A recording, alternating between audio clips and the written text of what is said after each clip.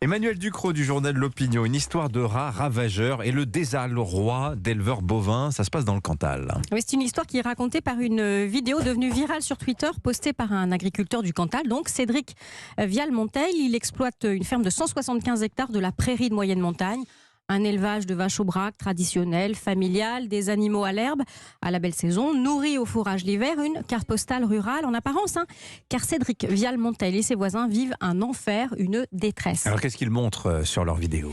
Eh bien, la colonie de rats-taupiers qui a pris possession de la prairie cantalouse. Une invasion de petites bêtes à grandes dents, 15 à 20 cm de long pour les rats. On les appelle aussi des campagnols terrestres. Eh bien, ils creusent sous les prairies d'altitude, des mètres de galeries, et ils rongent tout. Les bulbes, les racines, ils se multiplient à raison d'une portée de 6 à 8 petits tous les 2 mois. Il y en aurait des milliers à l'hectare selon les comptages des spécialistes. On voit sur la vidéo une terre ravagée, labourée par les rongeurs, d'où l'herbe a totalement disparu. Les dégâts sont énormes. Les rats-taupiers rejettent la terre en surface, elle recouvre l'herbe. Les vaches n'ont plus de quoi manger. On ne peut plus non plus faucher le foin qui sert normalement à nourrir les animaux l'hiver, qui est déjà rare à cause de la sécheresse. Les rats mangent tout. L'herbe ensilée, les céréales, une calamité. Et ça met en péril les élevages vertueux de cette région du Cantal.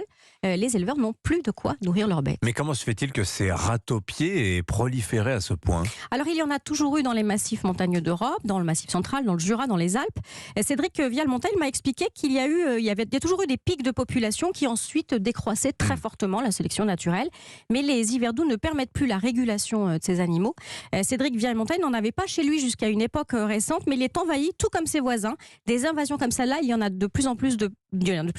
Accrochez-vous à la table. 85 à 90% des prairies du Cantal sont infestées de rats-taupiers. Mais est-ce que le rat a des prédateurs ? On pense aux chats, bien sûr, mais bon, est-ce que ça suffit, 3 chats dans la ferme ? Alors, il y en a beaucoup. Les renards, les hermines, les martres, les belettes et aussi les rapaces qui les chassent. Ils sont toujours là, ces prédateurs, dans cette zone où il y a beaucoup de haies, où la biodiversité se porte bien. Mais ils ne suffisent plus à limiter la population. Elle est hors de contrôle. Alors, il y a un moyen de les réguler, de les piéger peut-être ? Eh bien non, ils sont trop nombreux. Un raticide existait, il a été interdit à raison, selon les agriculteurs, car il nuisait aussi aux prédateurs.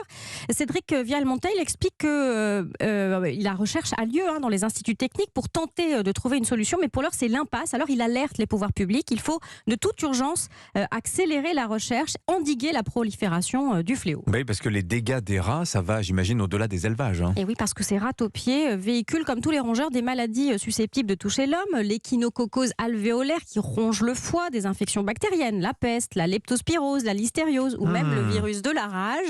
Les éleveurs ne s'inquiètent pas seulement pour leurs fermes qui sont en danger économique, mais les monts du Cantal sont aussi des lieux de captage d'eau pour les villes qui sont en contrebas. Et ces captages sont eux aussi infestés de rats-taupiers.